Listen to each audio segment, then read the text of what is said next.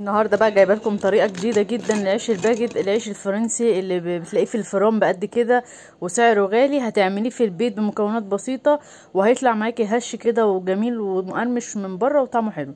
هجيب نص كيلو دقيق، هنزل عليهم بمعلقه سكر ورشه خميره ومعلقه ومعلقتين سكر، وهنزل الميه معايا هتبقى 400 جرام ميه. طبعا الخطوه دي ما بتحطيش فيها ايدك خالص، انت بتقلبيها بمعلقه او بمضرب سلك كده يدوي، وتسيبيها كده على جنب. هتبقى عامله معاكي زي مطاطه كده زي المستيكه. هتقلبيها بنفس الطريقه. احنا بنعمل ليه بقى في الخطوه ديت في العلبه البلاستيك؟ عشان خاطر العلبه البلاستيك بتخليها تاخد راحتها، وكمان عشان هي عجينه مطاطه فما ينفعش معايا ان انا احطها في اي حاجه تانية.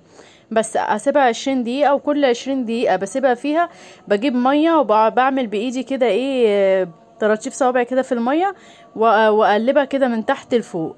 بتتعمل لمدة 3 مرات بالظبط كده، بتعمليهم هما 3 مرات بس متواصلين. في كل مرة 20 دقيقة بتسيبيها تخمر ثواني، وترجعي تعمليها بنفس الطريقة بس، وبتسيبيها تخمر وترجعي برضو في المرة التانية بتعمليها بنفس الطريقة. بتجيبي اللي من تحت فوق، بتحاولي كده تقلبيها زي ما كأنك بتقلبي بالمعلقة، بس هتقلبيها بطراطيف صوابعك عشان تختمر.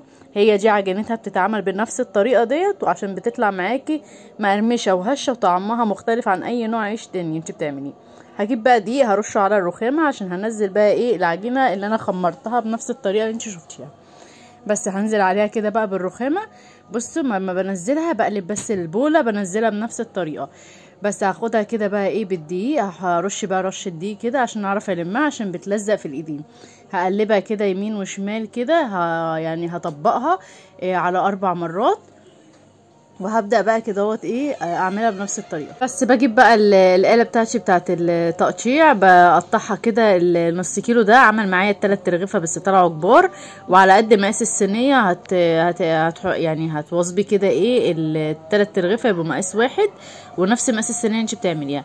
هحطهم كده بقى في الصينية، وارش رشة دي من تحت عشان ما يلزقوش، وبالمقص او بموس بتقطعيهم. بس هدخلهم الفرن، هيقعد معايا ربع ساعة في الفرن، وهياخد معايا اللون الجميل اللي انت شايفاه، وهيطلع معايا بنفس الطريقة اللي انت شايفاها، هش كده من جوه. وبصوا عامل كده زي يعني هو نجح، هو الاخرام اللي انت شايفاها اللي من جوه دي كده بيدل اللي هو العيش نجح معاكي. طري قوي قوي من جوه، ومن بره بقى مقرمش، نفس بتاع المحلات بالظبط. جربيه على ضمانتي.